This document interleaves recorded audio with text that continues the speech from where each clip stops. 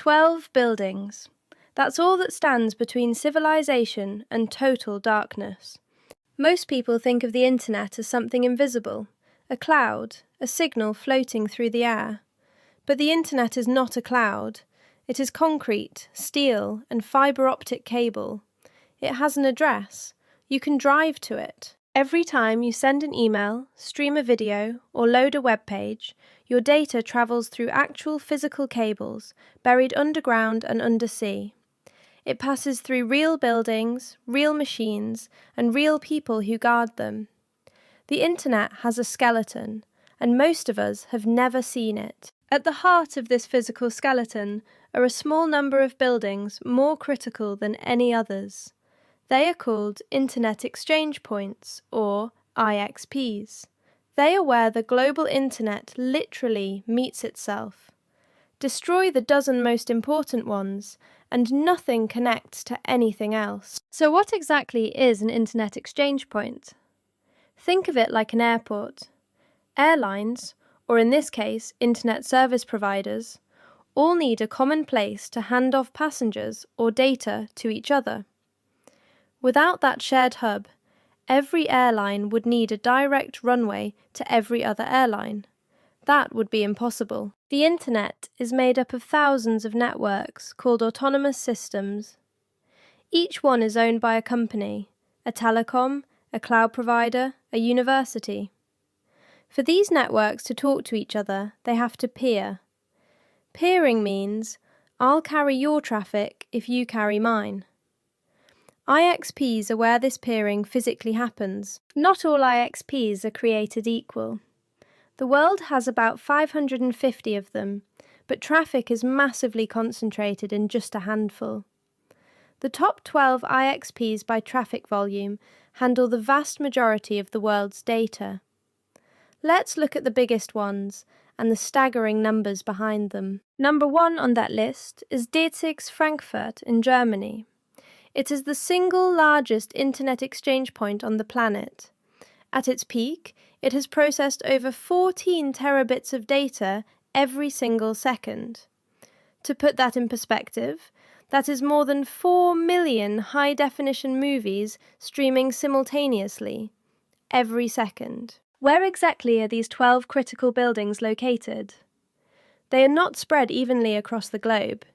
They cluster around specific cities chosen for their geography, fibre routes, and political stability. Here is where the world's most critical internet infrastructure actually lives. Why Frankfurt? Why not Paris or Berlin? The answer lies in geography and history. Frankfurt sits at the geographic centre of Europe's long-haul fibre routes. It was home to DENIC, Germany's internet registry, from the early 1990s. Early decisions made in those years locked in Frankfurt's dominance permanently. Now let's talk about what actually happens inside these buildings. Strip away the mystique, and an IXP is essentially a room full of Ethernet switches. But these are not ordinary switches. A single IXP switching fabric can handle more traffic than the entire internet carried in the year 2000. The protocol that holds all of this together is called BGP, the Border Gateway Protocol. It was designed in 1989, partly sketched out on napkins at a conference. BGP is essentially the Internet's postal sorting system. It decides which path every packet takes across every network on Earth. It is also, famously, one of the Internet's most dangerous vulnerabilities. In 2010, a small state-owned telecom in China accidentally announced to the world that it was the best route for approximately 40,000 Internet networks. For about 18 minutes, a significant chunk of global Internet traffic was redirected through China. It was, almost certainly, an accident, but it showed exactly how fragile the system is. Let's zoom in on the physical security of these buildings. They are some of the most fortified structures on Earth that nobody has heard of. There are no signs outside, no company logos, security guards, biometric access, man-trap corridors, and constant surveillance. Some are built in former nuclear bunkers. the location of certain facilities is officially classified. The growth of internet traffic over the past 2 decades has been almost incomprehensible. In 2000, the entire internet carried roughly 1 terabit per second globally. Today, DESIX Frankfurt alone handles 14 times that amount.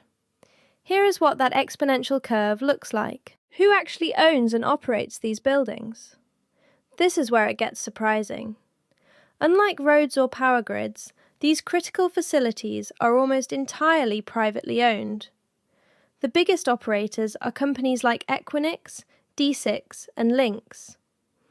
Equinix alone operates 250 data centers in 33 countries and runs some of the most critical exchange points on Earth. The rise of content delivery networks, companies like Netflix, Google, and Meta, has fundamentally changed how IXPs are used.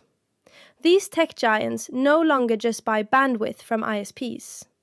They place their own servers directly inside IXP facilities, right next to the switching fabric. This practice is called caching. It means that when you load YouTube in Frankfurt, the video comes from a server a few meters away, not from California. Let's talk about Ashburn, Virginia, a town most Americans have never heard of, and possibly the most internet-dense square mile on Earth. It is home to one of the world's largest concentrations of data centers, dozens of Equinix facilities, and almost every major network on the planet. If you live in the United States and you are watching this video, your data almost certainly passed through Ashburn in the last hour. The internet is not just concentrated geographically, it is also concentrated by company. A few large networks carry the majority of all global traffic. Tier 1 network operators, the companies at the very top of the hierarchy, have total peering with each other. They carry each other's traffic without paying anyone. Below them, everyone else pays. What happens when one of these buildings goes down? We actually have real examples. In 2021, an OVH data center fire in France took down over 3 million websites. In the same year, a major Facebook BGP outage took the platform offline globally for hours. These were not IXPs, but they illustrate what happens when critical internet infrastructure fails. How well protected are these buildings against deliberate attack? This is a topic governments take very seriously. Several IXP facilities sit within NATO-classified critical infrastructure designations. The US Department of Homeland Security has listed major internet exchange points as protected critical infrastructure since 2003. Attacking one is a federal crime on par with attacking a power grid. But physical attacks are not the main concern. The greatest threat to IXPs is cyber. A sophisticated attack using BGP hijacking, denial of service flooding, or exploiting zero-day vulnerabilities in routing software could theoretically cripple an exchange point without anyone setting foot inside the building. Security researchers call this the routing security crisis. Here is something fascinating. IXPs have quietly become some of the most important economic infrastructure on Earth. The cost of a single terabyte of data transport has dropped from roughly $45,000 in the year 2000 to under $1 today. IXPs made this possible. By reducing the distance data has to travel and eliminating transit fees, they are a primary reason the internet became affordable for everyone. The developing world's access to the internet is directly tied to local IXPs. In Africa, a continent largely without major exchange points until recently, internet traffic used to be routed from Lagos to London and back, just to reach another server in the same city. The round-trip distance was over 8,000 kilometers. Local IXPs like Jinx in Johannesburg and IXPN in Lagos changed that entirely. Let's look at what the internet would actually look like if the 12 most critical exchange points were somehow simultaneously removed. traffic between the US and Europe would effectively stop. Asia-Pacific networks would isolate from the rest. Businesses relying on cloud services would go dark. Financial markets, which transmit hundreds of trillions of dollars per day, would freeze. Of course, engineers have thought about this risk. The internet was originally designed with redundancy in mind. If one node goes down, traffic reroutes around it. The problem is that today's internet is far more centralized than its founders intended. The network effects that made IXPs so powerful have also made it much harder to route around them if they fail. The good news: the internet does have meaningful resilience. A coordinated, simultaneous attack on 12 specific buildings is essentially a hypothetical scenario. In practice, even if one major IXP failed completely, traffic would reroute through submarine cables and alternative exchange points, slower, more expensive, but functional. The internet bends. What it takes to break it is far more extreme than a single point of failure. Here's the part that should genuinely surprise you. The people who run these buildings, the technicians, the network engineers, the NOC operators, are largely anonymous. There is no global authority managing the internet, no UN Internet Department, no CEO of the internet. These critical facilities are operated by a loose, cooperative community of engineers, guided by voluntary standards from bodies like the IETF and RIPE NCC. The future of IXPs is being shaped by two competing forces. On one hand, decentralization is growing. More local exchanges are coming online in Africa, Southeast Asia, and South America. On the other hand, cloud giants are building their own private networks, bypassing public IXPs entirely. Google, Meta, and others now have their own global fiber backbone. The question is, will the internet become more resilient or more private and controlled? So, where does this leave us? The internet, the thing we trust with our bank accounts, our hospitals, our governments, and our memories, runs through 12 buildings most people have never heard of.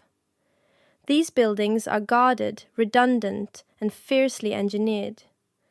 But they are also real, physical, finite, and they belong to a surprisingly small number of private organizations. The next time your page loads in under a second, or a video streams without a buffer, remember what made that possible.